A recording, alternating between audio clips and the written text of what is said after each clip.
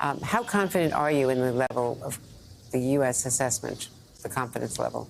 Well, as chairman of the Intelligence Committee, myself and Senator Rubio, the vice chair, we have seen a level of intelligence that, candidly, I'm not sure virtually any other senator saw. That's part of our responsibility in the Gang of Eight. We have two different types of intelligence that we've reviewed, and I am confident that Israel was not the source of this errant rocket. I do think the challenge has been that folks rushed to judgment, and the Hamas and other figures made the claim that it was Israel, and just the nature of the way America and Israel does business is we took a few hours to try to get the facts, review overhead, review communications intercepts, review other types of intelligence before you jump to a conclusion. But unfortunately, America and Israel has been chasing this story, and we've seen a huge amount of violent outbreaks on the West Bank and unfortunately across the region. And of course, unfortunately, the Hamas claim that it was Israel had several hours to gain credence in the region on the street and the reaction. So it almost doesn't matter what the actual facts are now in terms of the reaction. The State Department today had to announce a worldwide threat of possible terror attacks against American citizens around the world because of all of this. And we've seen what's happened at our embassies in Jordan and Beirut and perhaps others. There's also a discrepancy on the Hamas claim that 500 people were killed. And we're hearing reports. Can you help elaborate on that? Does the U.S. know anything more about the casualties? I think the numbers are lower, but I have not seen at a level of confidence that I would say to you and to your viewing audience that I've got an accurate number at this point.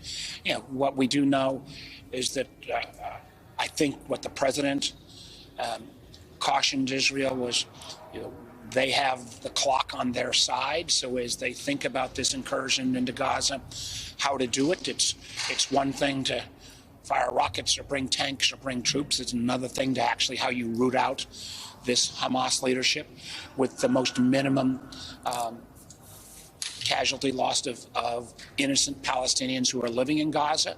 And I think Israel has been trying to, I hope and pray, get that right. But as you also said, Andrew, this potentially could inflame the whole region. There are clearly other terrorist-related groups, militia groups across the whole region in countries like Iraq as well, where we've still got troops positioned.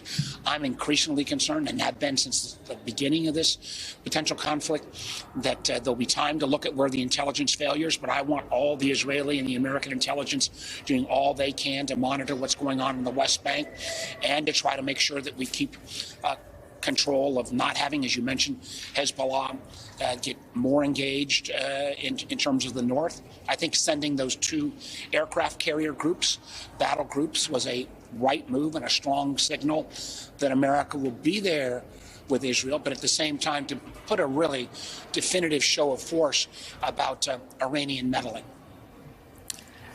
There's I've been told, and the president certainly indicated it, that he wants Israel to remember the mistakes that he believes the U.S. made after 9/11 by going in big when it was necessary in reaction, but to figure out what's going to happen next. And that part of his caution to Israel yesterday was to figure out what is your goal, define a reasonable goal, and look at alternatives.